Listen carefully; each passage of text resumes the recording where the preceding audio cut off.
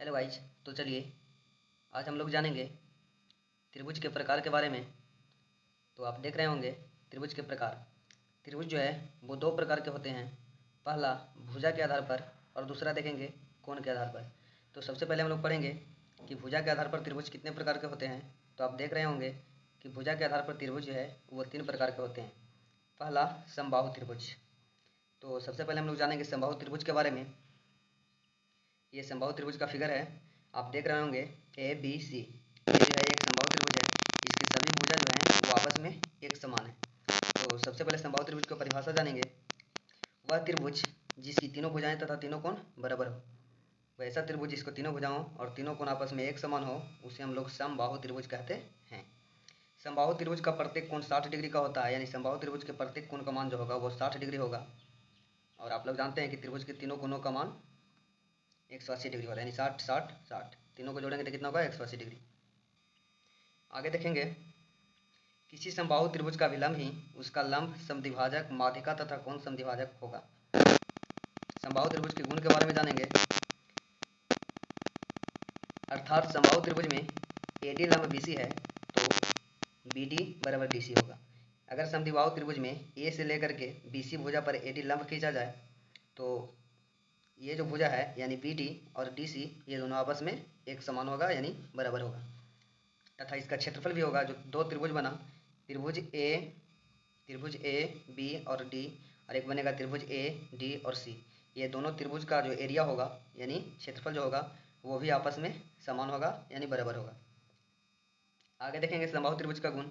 कहा जा रहा समबाहु त्रिभुज का केंद्रक, अंतः केंद्र, परिकेंद्र तथा लंब केंद्र सभी एक ही बिंदु पर होते हैं। याद रखेंगे इसको। पांचवा रूल है, कहा जा रहा समबाहु त्रिभुज का क्षेत्रफल होता है √3/4 गुने भुजा स्क्वायर। समबाहु त्रिभुज का क्षेत्रफल होता है √3/4 गुने भुजा स्क्वायर। आगे कहा जा रहा समबाहु त्रिभुज का परिमाप जो होता है वो 3 गुने भुजा। सातवां देखेंगे समबाहु त्रिभुज की ऊंचाई जो होता है, समबाहु त्रिभुज की ऊंचाई जो होता है वो √3/2 गुने भुजा। तो इतना चीज़ को याद रखेंगे। अब आगे देखते हैं हम लोग समबाहु परिवृत्त की त्रिज्या यानी r बराबर होगा समबाहु त्रिभुज की एक भुजा की लंबाई बटा √3, यानी समबाहु त्रिभुज की भुजा को a से सूचित किया जाएगा तो a बटा √3 होगा।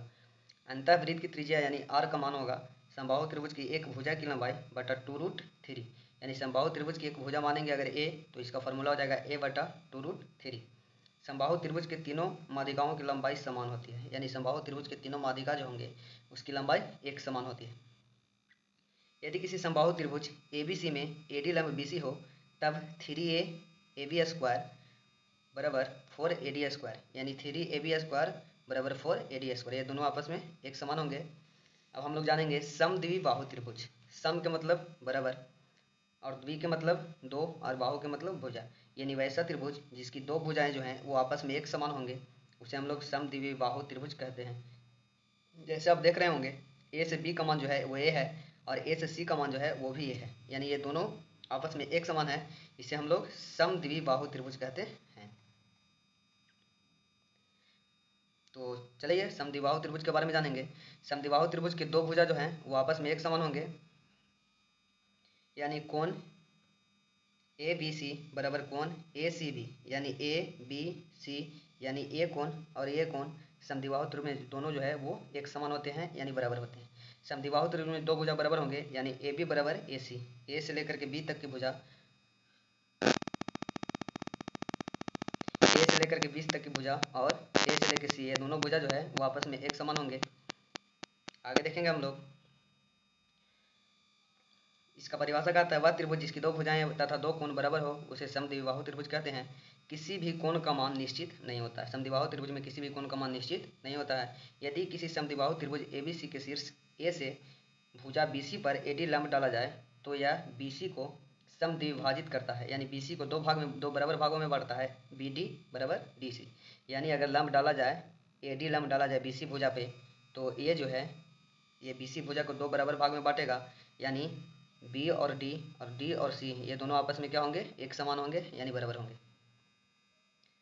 आगे देखेंगे समद्विबाहु त्रिभुज का परिमाप बराबर होता है तीनों भुजाओं का योग। याद रखेंगे समद्विबाहु त्रिभुज का परिमाप तीनों भुजाओं का योग।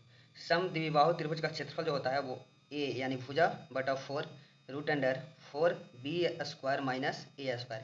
यहाँ जो b आपको दिखाई दे रहा होगा, ये b भुजा है BC का मान। तो आगे चलेंगे, अब हम लोग देखेंगे भुजा के आधार पर त्रिभुज 3 प्रकार के पढ़ेंगे। तो ये सबसे लास्ट त्रिभुज है विषम बाहु त्रिभुज।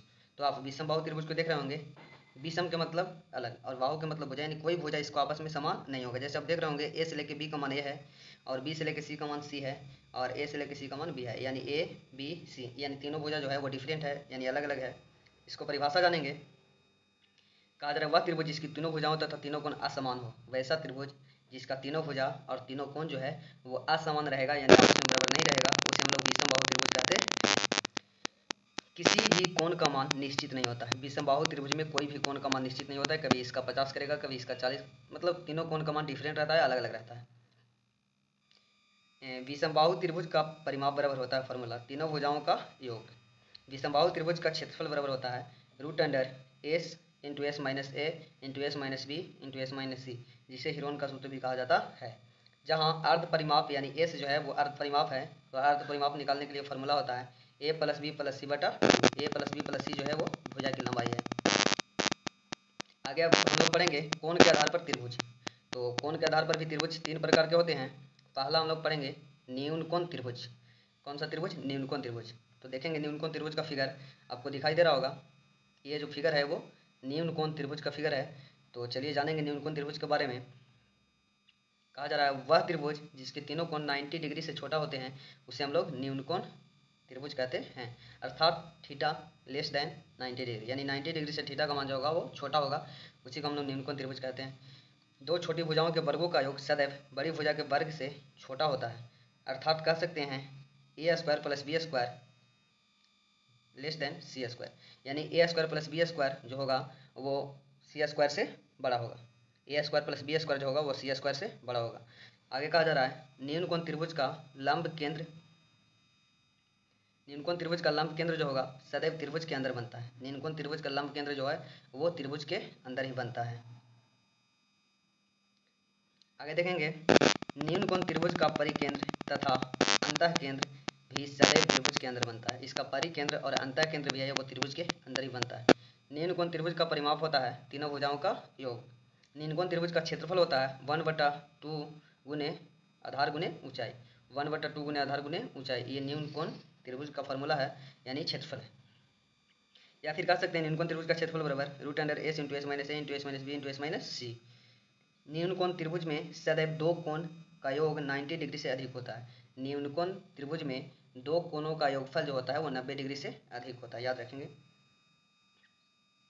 आगे कहा जा रहा है न्यून कोण त्रिभुज में सदैव दो कोणों का योग 90 डिग्री से अधिक होता है, आपको ये पहले बता दिया गया। आगे कहा जा रहा है यदि किसी त्रिभुज ABC में कोण C न्यून कोण है तथा AD लंब BC है, तब AB² बराबर BC² + AC² minus 2BC into DC, ये कंडीशन होगा। कब? जब AD लंब BC रहेगा तब, और कोण C जो रहेगा वो न्यून कोण रहेगा तब। आगे हम लोग देखेंगे समकोण त्रिभुज के बारे में। तो समकोण त्रिभुज के बारे में जानेंगे। समकोण, सम के मतलब बराबर और कोण के मतलब समझ रहे होंगे कोण, यानी इसको हम लोग परिभाषा जानेंगे। वह त्रिभुज कहा जा रहा है वह त्रिभुज जिसका एक कोण 90 डिग्री का हो। वैसा त्रिभुज जिसका एक कोण 90 डिग्री का हो, यानी आप देख रहे होंगे यहाँ जो एक कोण है वो 90 डिग्री का है, तो एक कोण जब 90 डिग्री का होगा उसे हम लोग समकोण त्रिभुज कहते हैं। 90 डिग्री के सामने वाली भुजा कर्ण कहलाती है, यानी 90 डिग्री के जो सामने वाली ये भुजा दिखाई दे रहा है इसको हम लोग कहेंगे कर्ण। क्या कहेंगे? कर्ण कहेंगे। आगे देखेंगे कहा जा रहा है पाइथागोरस प्रमेय दो छोटी भुजाओं के वर्गों का योग सदैव तीसरी भुजा यानी कर्ण के वर्ग के बराबर होता है। पाइथागोरस प्रमेय कहता है कि ये जो दो छोटी भुजा जो है वो दो छोटी भुजाओं के वर्गों का योग यानी a² + b² जो होगा वो c² के बराबर होगा, यानी कर्ण के बराबर होगा। लंब स्क्वायर प्लस आधार स्क्वायर जो होगा वो कर्ण स्क्वायर के बराबर होगा। आगे कहा जा रहा है समकोण त्रिभुज के अंतःवृत्त की त्रिज्या यानी अंतः त्रिज्या कह सकते हैं, उसका फॉर्मूला होता है आधार प्लस लंब माइनस कर्ण बटा 2। याद रखेंगे कि समकोण त्रिभुज के अंतःवृत्त की त्रिज्या यानी अंतः त्रिज्या जो होगा वो आधार प्लस लंब और माइनस कर्ण बटा 2 होगा। समकोण त्रिभुज के बाह्य वृत्त की त्रिज्या यानी परित्रिज्या जो होगा वो कर्ण/2 होता है। आगे देखेंगे, कहा जा रहा है समकोण त्रिभुज में लंब केंद्र समकोण पर बनता है। समकोण त्रिभुज में लंब केंद्र जो है वो समकोण पर बनता है। मीन्स ये जो आपको दिखाई दे रहा है फिगर, ये समकोण त्रिभुज का है और इसका लंब केंद्र जो है वो कहाँ बनेगा, तो समकोण पे बनेगा। समकोण पे ही लंब केंद्र बनेगा।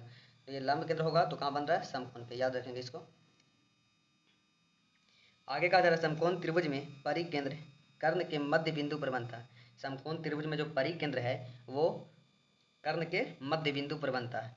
आगे है समकोण त्रिभुज में अंतः केंद्र त्रिभुज के अंदर बनता है। इसका अंतः केंद्र जो है वो त्रिभुज के अंदर ही बनता है। समकोण त्रिभुज का परिमाप जो होता है वो तीनों भुजाओं का योगफल। आगे है समकोण त्रिभुज का क्षेत्रफल जो होता है वो समकोण त्रिभुज का क्षेत्रफल 1/2 गुने AB गुने साइन थीटा होता है। 1/2 गुने AB गुने साइन थीटा। आगे है समकोण त्रिभुज की ऊंचाई जो होगा वो 20 साइन थीटा होता है। समकोण त्रिभुज की ऊंचाई जो होगा वो 20 साइन थीटा। आगे हम लोग पढ़ेंगे सबसे लास्ट त्रिभुज के प्रकार कोण के आधार पर अधिक कोण त्रिभुज। कौन अधिक कोण त्रिभुज, इसका आप देख रहे होंगे फिगर। ये जो फिगर दिखाई दे रहा है आपको ये अधिक कोण त्रिभुज का फिगर है। तो जानेंगे अधिक कोण त्रिभुज के बारे में। कहा जा रहा है वह त्रिभुज जिसका एक कोण 90 डिग्री से अधिक हो। वैसा त्रिभुज जिसका एक कोण का मान जो है वो 90 डिग्री से अधिक होगा उसे अधिक कोण त्रिभुज कहते हैं। दो छोटी भुजाओं के वर्गों का योग सदैव तीसरी भुजा के वर्ग से छोटा होता है।